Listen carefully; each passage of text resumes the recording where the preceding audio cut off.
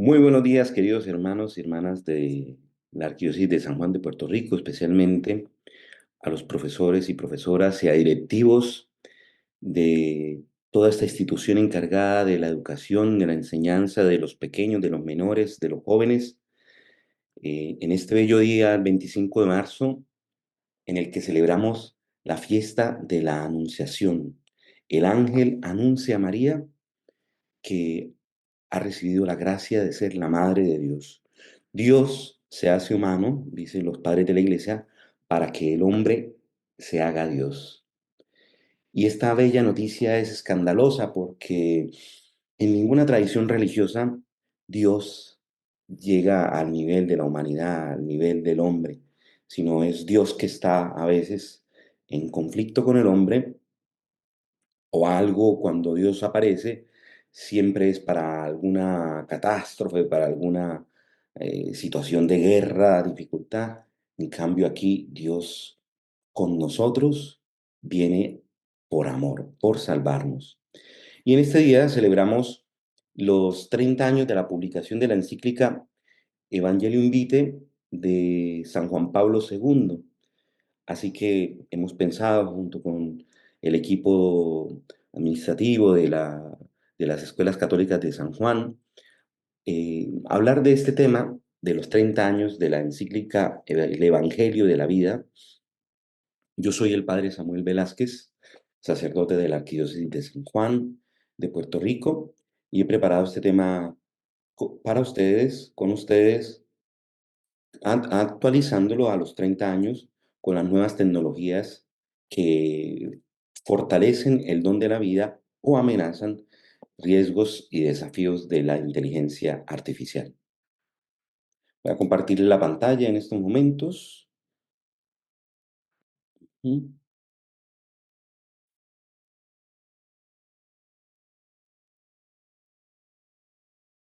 El Evangelio de la Vida, Evangelium Vitae de Juan Pablo II. Este texto no viene de la nada, sino viene de una reflexión en el siglo XX en el que hemos experimentado dos guerras mundiales, hemos experimentado eh, la creación de sistemas de destrucción masiva como las armas nucleares. A finales del siglo XIX, inicio del XX, la física, la matemática había llegado a un estado de regocijo, pues pensaban que ya todo había sido resuelto. eh, Todo había terminado, las últimas ecuaciones, no se necesitaba nada más. Habían aparecido los carros, los trenes, los aviones, habían aparecido unos gases para la agricultura que salvó de la muerte a más de 4 millones de personas en el mundo. Todos estos grandes desarrollos hicieron pensar que al menos esos primeros 14, 15 años de la primera parte del siglo XX, habíamos llegado a la Belle Époque, así le llamaban en la Francia de inicio de siglo, pues la luz eléctrica, los bares, la fiesta del cancán, pero llegada la muerte del archiduque, iniciada la Primera Guerra Mundial, descubrimos que esos carros, esos aviones que eran utilizados para paseos, para el disfrute, se convirtieron en armas, carros armados, aviones de guerra, trenes para llevar muertos y llevar armas, los gases para destruir gente. Y es así que Nietzsche, el filósofo que en el 1900 había proclamado la muerte de Dios, Dios ha muerto, y proclamó la idea del superhombre, que el superhombre había llegado a ese nivel de edad adulta o de madurez, ya no necesitaba de Dios, el Homo Deus, como se llama el libro de Yuval Harari, y este hombre era capaz de destruirse. Y no lo habíamos visto una sola vez, lo hemos visto dos veces con la Segunda Guerra Mundial. Lo hemos visto con la guerra de Vietnam, con la guerra del Golfo, la Guerra Fría, las armas de destrucción masiva. Y todas estas amenazas se fueron multiplicando con las ideologías de género introducidas por Simone de Beauvoir,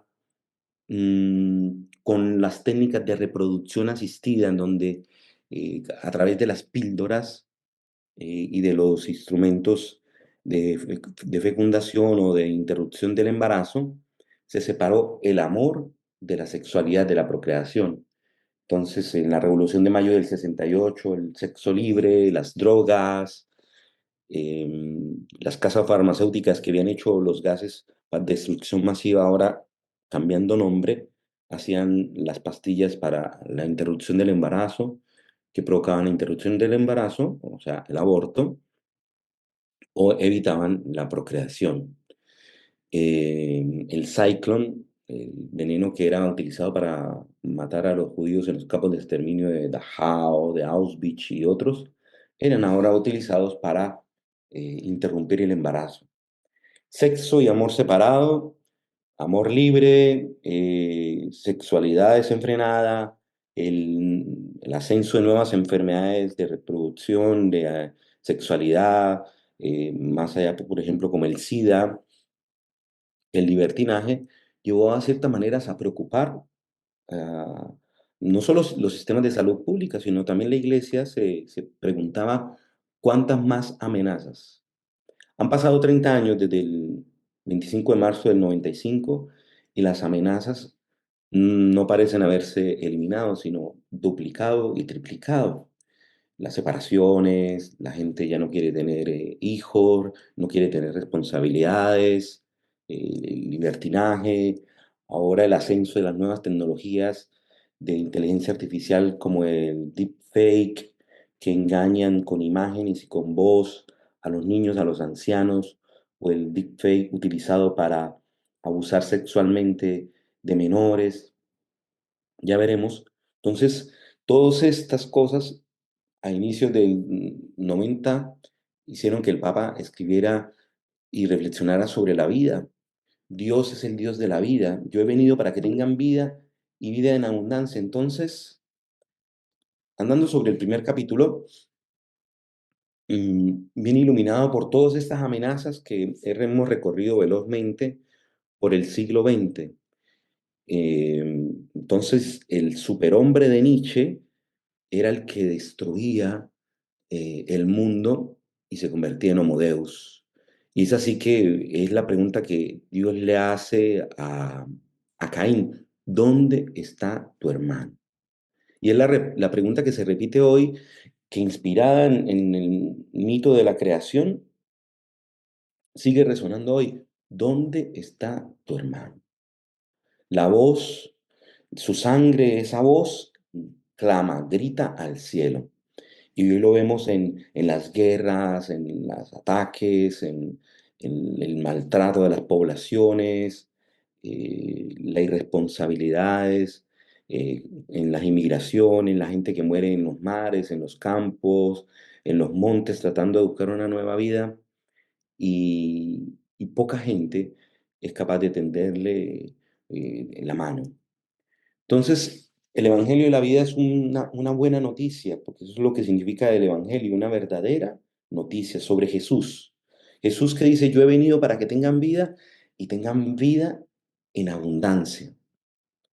Entonces, la vida que nos promete hoy las tecnologías es una vida buena porque ha mejorado en la forma de comunicarnos, la forma de transportarnos, la forma de amar, la forma de estar en el mundo. Pero las tecnologías tienen un problema, que las tecnologías son ambiguas moralmente. Un cuchillo, por ejemplo, tiene una ambigüedad, que yo lo puedo utilizar para cortar una carne para comer, una fruta para comer, o puedo utilizarlo para matar a una persona. Las tecnologías tienen esa ambigüedad o esa ambivalencia eh, ética, que soy yo como persona que le doy la dirección moral y ética.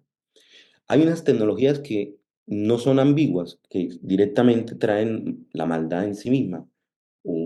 Por decir, una mina de destrucción, una mina antipersona, se sabe que directamente es para matar a una persona. Eh, y es así que Jesús, que nos promete la verdadera vida, eh, ha venido el hombre a suplantarlo. Y esa suplantación mm, ocurre aquí, aquí ahora, porque esta vida que se nos promete en Jesús se construye desde acá. Se construye desde el momento en que experimentamos un crecimiento, un desarrollo personal. No es esperar al más allá, sino aquí ahora se nos exige el compromiso moral.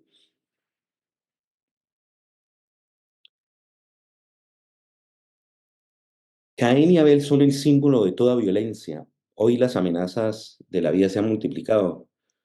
Aborto, eutanasia, manipulación genética, hambres, guerras, tal y como igual hace 30 años. Todo esto forma una cultura, y lo pongo entre comillas porque a mi cultura me parece una palabra más positiva. Es toda una agenda de muerte nacida de una libertad mal entendida y un eclipse del sentido de Dios y del hombre. Como decíamos, Nietzsche, ¿no? El superhombre. Cuando el hombre se convierte en Dios, prueben de este fruto y serán como dioses. Esa es la promesa que le hace la serpiente a Adán y Eva, y ellos caen,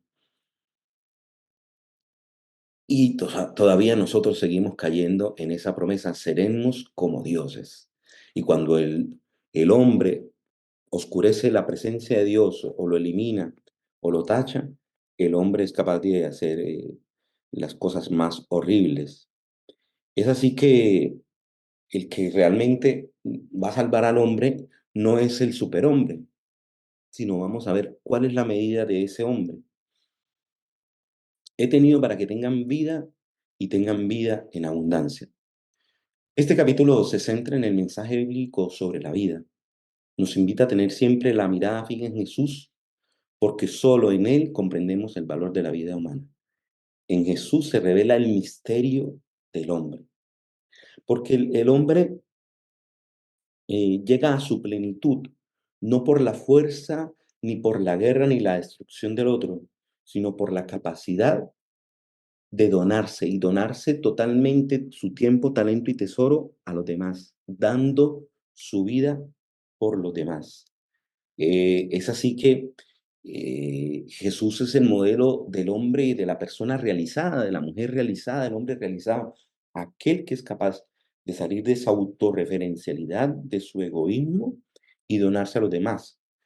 Para esto, el verdadero hombre o el superhombre no es el de Nietzsche, sino es Cristo el Señor, el de las bienaventuranzas, de Mateo 5. Bienaventurados los pobres de espíritu, bienaventurados los que buscan la paz, bienaventurados los humildes, los sencillos.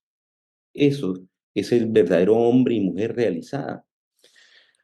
Hay un escritor cristiano muy brillante que fue capaz de resumir esto en la litura de la fantasciencia. Cuando ustedes han leído El Señor de los Anillos o han visto la película, de cierta manera allí se ve reflejada esa contradicción del superhombre de Nietzsche, realmente quien va a salvar la humanidad del poder autodestructivo de Sauron con el anillo, el Señor de los Anillos, ese anillo que tiene tanto poder,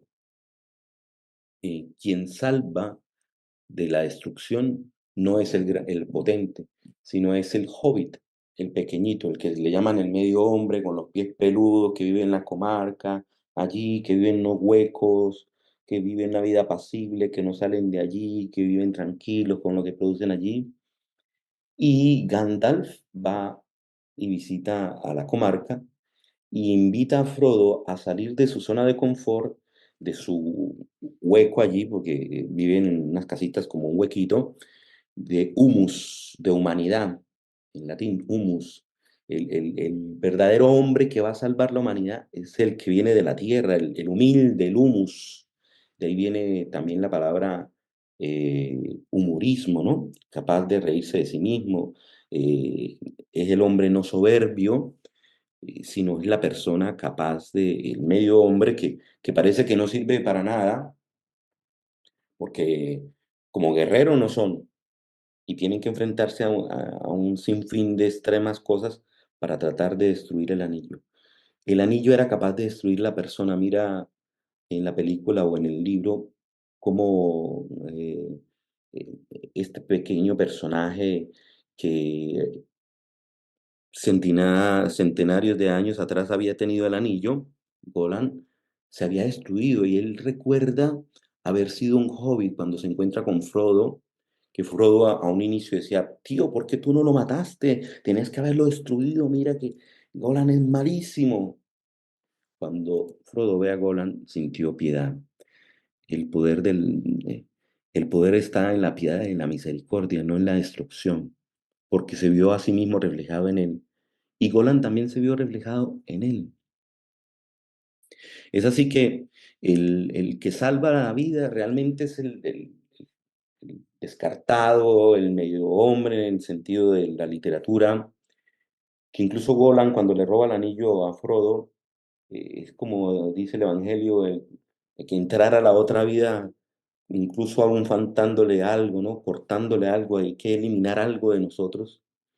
Y Jesús es la medida de ese hombre perfecto, el que tiene vida. Quien se compara es con el potente, se autodestruye. El que tiene como modelo a Jesús se humaniza totalmente. La vida es siempre un bien, incluso cuando es frágil. Cristo asumió esa fragilidad y la redimió. Por eso Jesús se hace vulnerable, se hace padecible, se hace un niño en el vientre de una mujer, necesita de la ayuda, de los cuidados de María y de José, de su protección, porque esta es la gloria de Dios, que el hombre viva y viva como Cristo. La dignidad de la vida se funda en el acto creador de Dios. Cada vida es imagen de Dios. Dice el relato de la creación, hagamos en un diálogo trinitario al hombre a nuestra imagen y semejanza. Defenderla no es una opción, es una vocación. Dios nos llama a servir la vida, especialmente la más débil, con responsabilidad, amor y sabiduría. El tercer capítulo entra directamente a reflexionar sobre el mandamiento del no matarás, el quinto mandamiento. Dios da al hombre una vida única y valiosa, y por eso es que de allí emerge la inviolabilidad de la vida, surge de Dios mismo, que es su garante. No matarás. Solo esta prerrogativa pertenece a Dios. El capítulo aborda la legítima defensa, que sería la proporcionalidad de la defensa, ¿no? Eh, la, la defensa está en cuanto a la proporción del ataque, la proporción de la defensa. Y la pena de muerte indicando que hoy son casos muy raros e innecesarios. Incluso una reforma que hizo el Papa Francisco sobre el tema de la pena de muerte, la canceló del catecismo. También se trata del aborto, la eutanasia y la relación entre la ley moral y la ley civil. La ley moral está inspirada en la ley eterna de Dios, quien crea la ley natural, está inscrita en la naturaleza humana y que habla la voz de la conciencia del hombre en que le dice, haga el bien y evite el mal. Y esa ley moral emerge de allí, de esa ley natural, está escrita en el corazón del hombre y en el que toda ley civil debería estar inspirada. Cuando la ley civil no está inspirada en la ley natural, se aprueban cosas que van en contra de la naturaleza del hombre, ¿no? Entonces hay leyes civiles o positivas que van en contra del hombre, como el aborto, es una ley que no todo lo legalmente aceptado es moralmente permitido o aceptable, ¿no? Todo lo permitido civilmente no es moralmente aceptable. Hay leyes que contradicen la verdad sobre el ser humano. El valor de la vida exige más que no matar. En su acto positivo exige promover, cuidar y amar la vida. El capítulo cuarto reflexiona sobre el reconocer en el otro la presencia de Cristo. Lo que con esto más pequeños lo hicieron, lo han hecho conmigo, ¿no? Es el juicio final. Tuve hambre y me diste de comer, tuve sed y me diste de beber, estuve desnudo y me vestiste, estuve en la cárcel y me visitaste, enfermo. Cada vez que lo hicieron con uno de los más pequeños, lo han hecho conmigo. Este es el verdadero gesto de encontrar en el otro la presencia de Cristo, que Jesús se identifica con el pobre necesitado y nos llama a salir a nosotros de nuestra autorreferencialidad. Y eso se llama construir una cultura de la vida. La iglesia ha recibido el Evangelio como fuente de salvación y alegría, y el Evangelio de la vida es parte de esa misión. Todos los cristianos estamos llamados a ser pueblo de la vida y para la vida. Eso se vive en gestos concretos: cuidar a los pobres, a los ancianos, a los enfermos, acompañar al que sufre. En palabras de Papa Francisco, es acudir no al descarte y acudir a las periferias de la existencia humana, porque a veces en las periferias de la existencia humana dejamos al pobre, al necesitado, al anciano, al abandono, y sobre todo nuestras culturas que están envejeciendo tanto, descartamos a los ancianos a casas de reposo, los abandonamos allí y no tomamos cura, no nos tomamos atención de ellos. Eso, ¿qué estamos enseñando a nuestros niños? ¿Una agenda de muerte o una cultura de vida? Frente a la cultura del descarte, necesitamos formar las conciencias de los jóvenes, de los niños y las nuestras también, para transmitir valores y enseñar que la vida es lo primero, es un valor fundamental, fuente de otros disfrutes y deleites de la vida. Si no hay una vida y una vida sana y buena, nos destruimos. El Papa hace entonces un llamado urgente: que crezca la justicia y florezca una nueva cultura de la vida basada en el amor y la verdad. Ahora, actualizando esto en los nuevos contextos de la inteligencia artificial nace en el 57 como concepto, en una conferencia en Dartmouth College, en el que unos científicos se preguntan, bueno, ¿cómo podríamos hacer para que las máquinas piensen como los seres humanos? Buena pregunta. ¿Cómo le llamaríamos a esto? Pues inteligencia artificial. El término realmente es impropio, porque realmente no es una inteligencia. La inteligencia humana mm, es mucho más que una computación de datos y de términos matemáticos.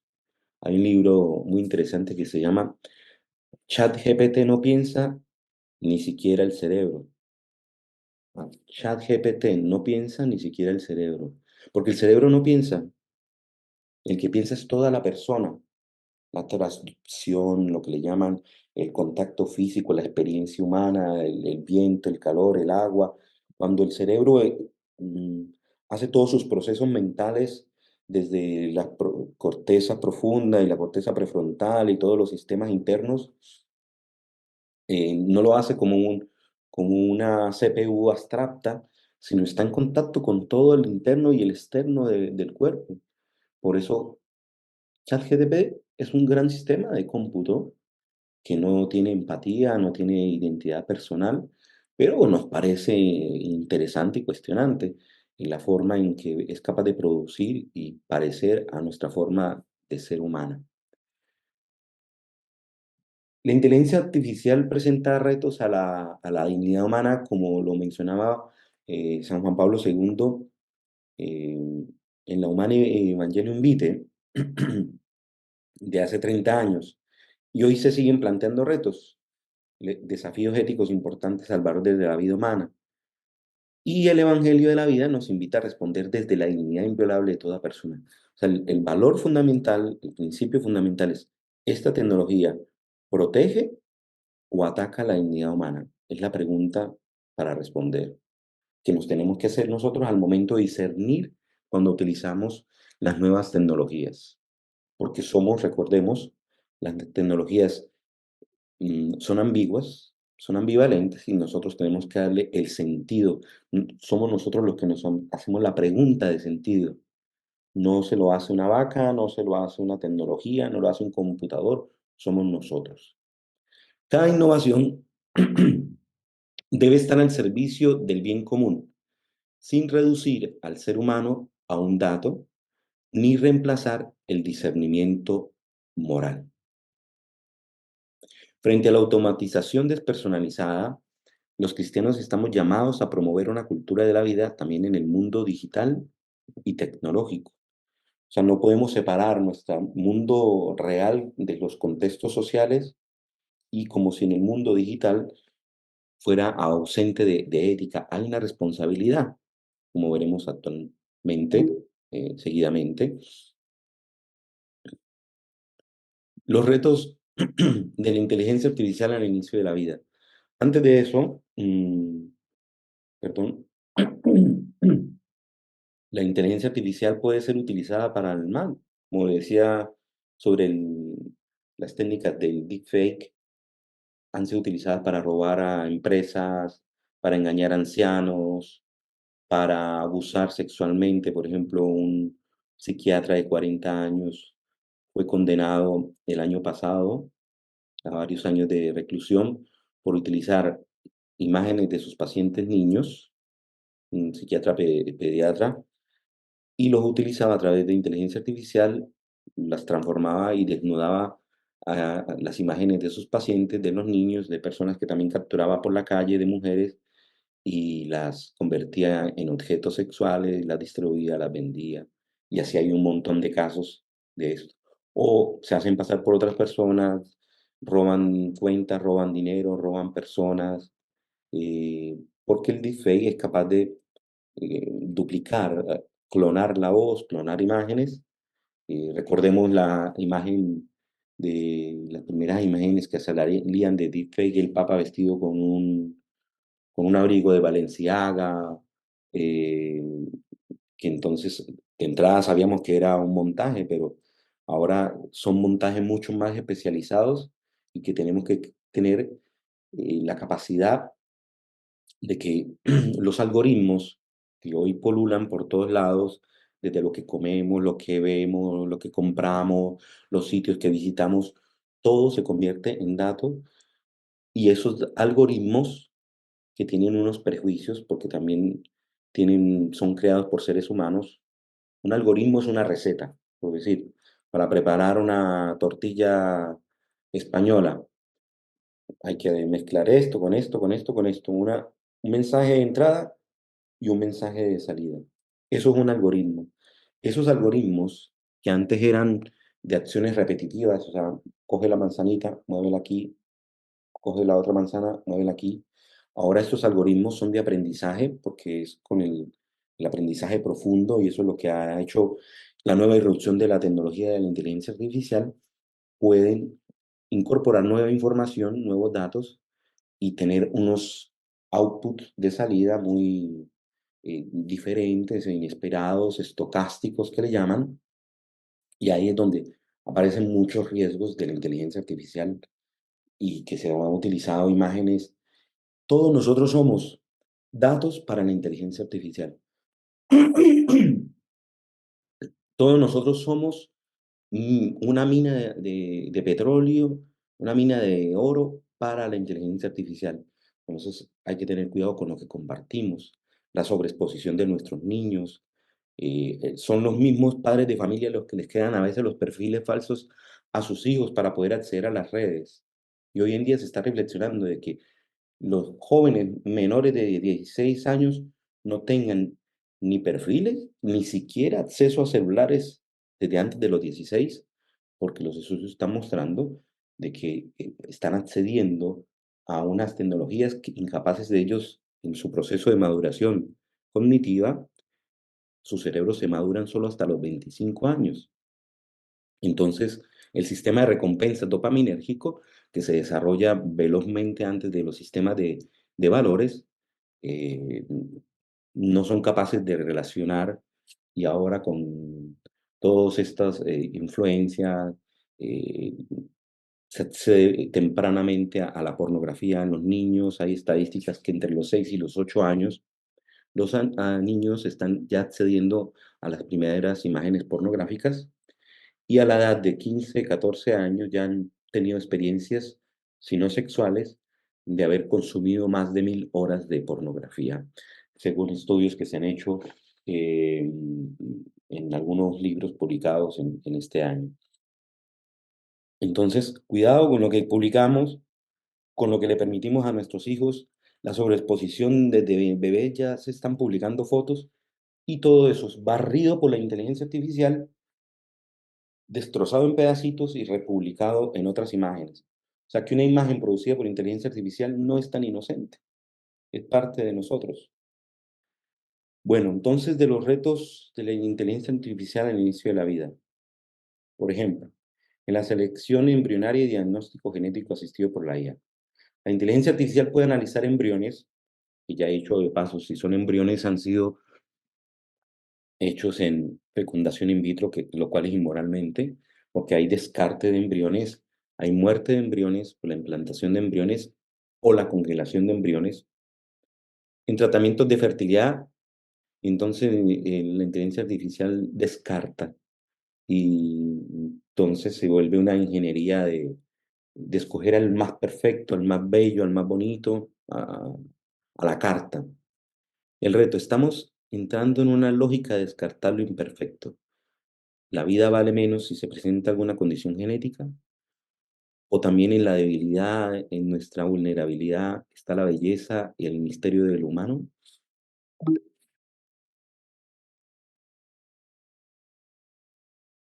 En la predicción de enfermedades y riesgos futuros. Algunos algoritmos predicen posibles enfermedades antes del nacimiento, ¿no? Como por ejemplo puede predecir la preeclampsia en las mujeres o problemas cardíacos en los niños. Por un lado, podría ser para salvarles la vida, operarlos, pero también puede ocurrir el deseo de la eugenesia, la mentalidad de eliminar esa vida. ¿Qué ocurre con el respeto incondicional por la vida débil? Decisiones automatizadas en contextos de aborto es dejar a los algoritmos, que son igualmente fórmulas matemáticas, herramientas tecnológicas que nosotros tenemos que darle sentido y pasar de algoritmos generales a algoritmos éticos. Hay que introducir reglas éticas, para eso nace la idea de la algorética. Herramientas tecnológicas pueden intervenir en procesos médicos y legales. Reto, ¿dónde queda la dimensión humana del acompañamiento, el discernimiento y la conciencia humana? En que una pareja, una persona pueda discernir realmente en los contextos de aborto y en vez de delegar eso a unas máquinas o a unos algoritmos. Los retos al final de la vida. Tomé estos dos retos al inicio y al final de la vida porque son los temas principales del Evangelium Vitae, pero hay muchos otros retos de la inteligencia artificial en los diversos campos y ámbitos de la vida, en las cuestiones eh, sociales, ¿no? En la política, en las construcciones, en en en la perfilación para dar trabajo. Por ejemplo, hace algunos años se demandó a Amazon por tener la perfilación de hojas de vida en el cual descartaban a las mujeres. El algoritmo, o si habían escrito que habían participado en algún grupo, convenio de mujeres, porque o las mujeres quedaban embarazadas o se podían asociar en movimientos de protesta. Y ese algoritmo descartaba a las mujeres. O algoritmos que se utilizan en aplicaciones, algoritmos que se utilizan para venderte cosas, los algoritmos de las redes sociales. Los algoritmos están por todas partes y los retos son centenarios que podríamos durar aquí varias horas hablando sobre este tema de la inteligencia artificial. Retos de la inteligencia artificial al final de la vida. Algunos algoritmos pueden sugerir cuándo retirar tratamientos o priorizar cuidados paliativos. El reto sería, corremos el riesgo de delegar en máquinas decisiones que requieren humanidad, compasión y sabiduría ética.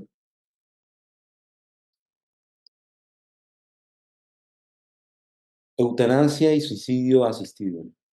En algunos contextos la inteligencia artificial puede ayudar a organizar procedimientos o evaluar la calidad, entre comillas, de vida. El reto que se presenta ante esto. ¿Puede un sistema computacional, algorítmico, evaluar el valor y la dignidad de una persona en sufrimiento, o es en la misma persona o la compañía o la humanización de eso que realmente da el sentido a la existencia? La deshumanización del acompañamiento. Hay personas que han encontrado en los asistentes virtuales de voz un modo de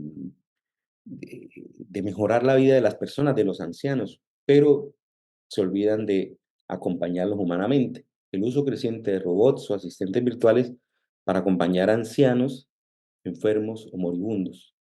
El reto, ¿estamos reemplazando la presencia humana por eficiencia? ¿Qué pasa con la ternura, el consuelo, la relación? Pues es así que, desde la perspectiva del Evangelium Vitae, esta nos recuerda que el valor de la vida no depende de la utilidad, la salud, la autonomía ni la edad, sino que somos imagen de Dios. Por eso, la inteligencia artificial debe estar al servicio de la vida, no por encima de ella. La tecnología debe ser una herramienta guiada por la ética, la compasión y el respeto absoluto por toda vida humana. Es así que una cultura de la vida comienza con nosotros.